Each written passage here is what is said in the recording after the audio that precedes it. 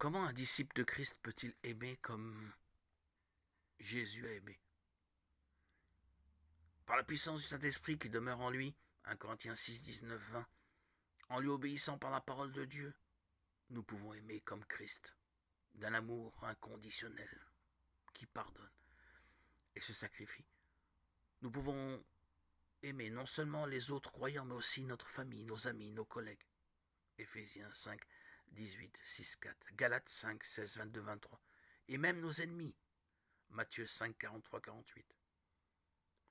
L'amour de Christ manifesté par le croyant est différent de l'amour selon la chair, qui peut être égoïste, hypocrite et incapable de pardonner.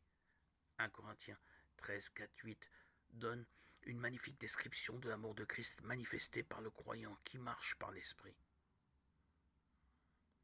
Personne n'aime naturellement de l'amour décrit en 1 Corinthiens 13.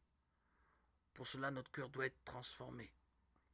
Nous devons prendre conscience que nous avons péché contre Dieu et comprendre que Christ est mort sur la croix et ressuscité pour que nous puissions être pardonnés.